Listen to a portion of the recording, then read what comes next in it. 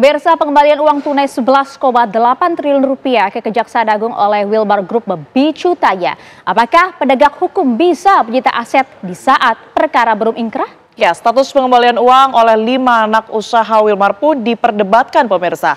Sebab Hakim Tipikor yang memutus korporasi terbukti melanggar tapi dinyatakan bebas dari tuntutan jaksa. Belakangan Kejagung membongkar suap di balik putusan kontroversial itu.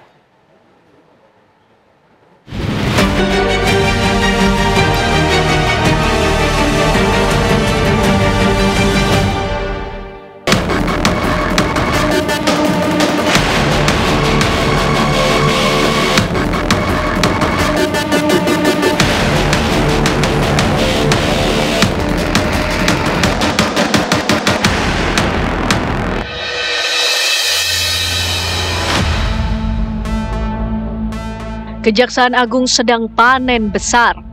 Usai berhasil mengungkap salah satu korupsi kelas kakap, izin ekspor minyak kelapa sawit mentah. Kejagung baru-baru ini memamerkan hasil tangkapannya itu.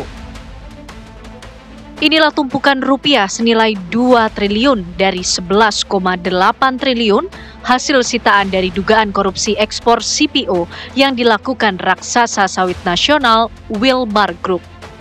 Nilai ini merupakan hitungan dari kerugian negara.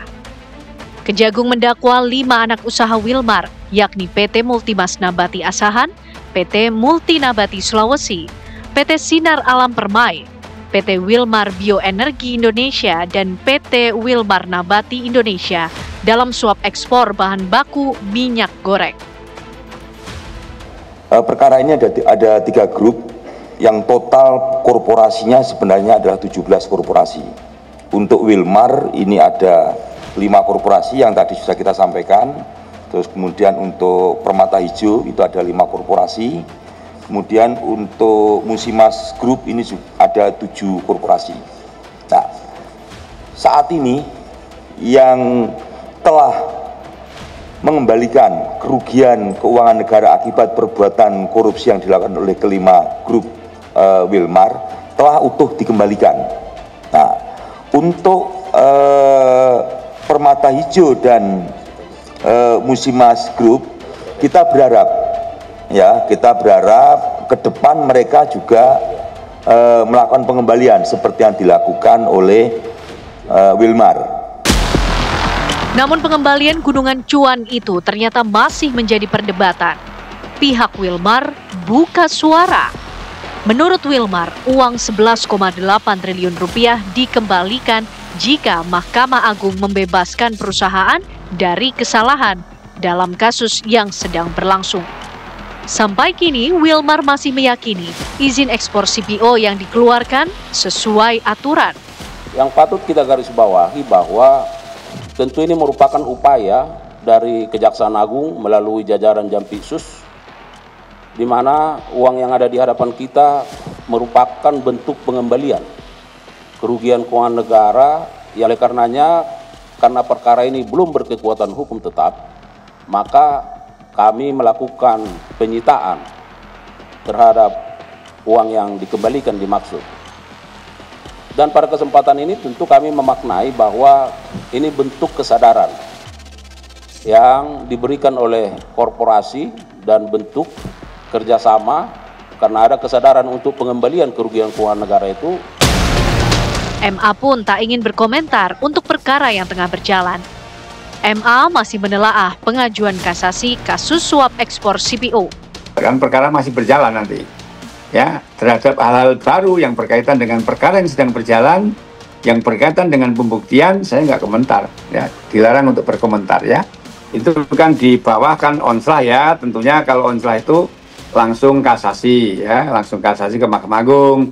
Nah, nanti pemohon kasasi itu biasanya mengajukan memori kasasi, ya. Terus termohon kasasi mengajukan kontra memori seperti itu. Nah, setelah dikirim ke Mahkamah Agung, itu SOP-nya berkas itu nanti kan masuk dulu di bagian umum. Nah, di bagian umum nanti kemudian akan teruskan ke kepanitraan. Nah, di kepanitraan nanti akan disortir. Selain tentang jaminan ini, penyitaan yang dilakukan Kejagung juga memantik pertanyaan hukum. Bukankah langkah penyitaan harusnya dilakukan pada tahap penyidikan sampai tahap persidangan? Apakah Kejaksaan Agung punya kewenangan untuk menyita? Punya, karena itu belum ada putusan yang mempunyai kekuatan hukum tetap. Ya, artinya pengembalian itu atau sejumlah uang 11,8 triliun rupiah itu dijadikan bagian dari alat bukti atau barang bukti, ya, dan sekaligus juga sebagai pengakuan kesalahan oleh terdakwa dengan mengembalikan, ya, dan itu nanti dimintakan putusannya kepada Mahkamah Agung pada tingkat kasasi. Jadi nanti apakah itu dikembalikannya ke negara, nah itu akan diputus oleh peradilan tingkat kasasi, dan barang bukti ini nanti dibawa ke kasasi, dan putusan kasasi itulah yang akan menentukan barang bukti ini masuk ke negara atau dikembalikan kepada siapa. Perkara dugaan korupsi ekspor CPO kini bergulir di kasasi.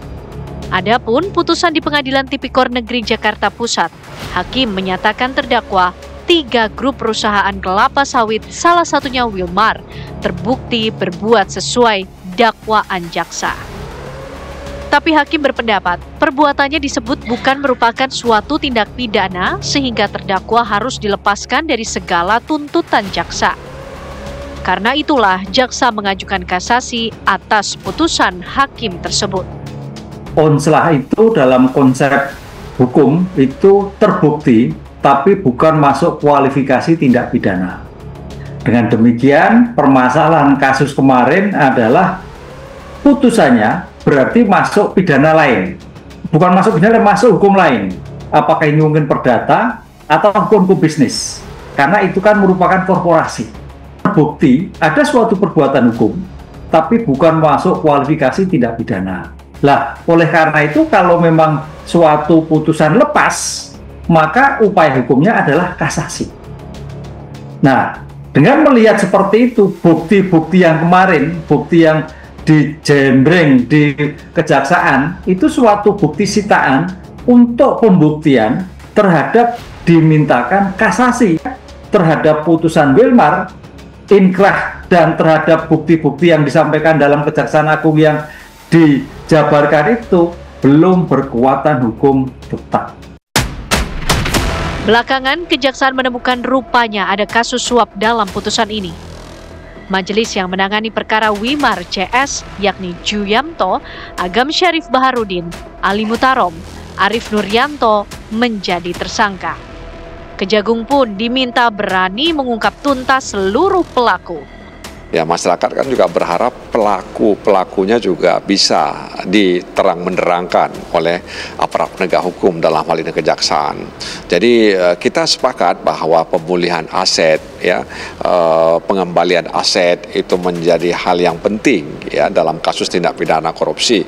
Tapi orang-orang yang terlibat itu juga kan harus ditangkap juga, ya, harus ditangkap dan dipamerkan kepada publik, ya, sehingga kemudian publik menilai bahwa Kejaksaan Agung ini benar-benar, ya, serius membantu Presiden, ya, membantu rakyat Indonesia untuk mengungkapkan kejahatan-kejahatan korupsi berskala besar.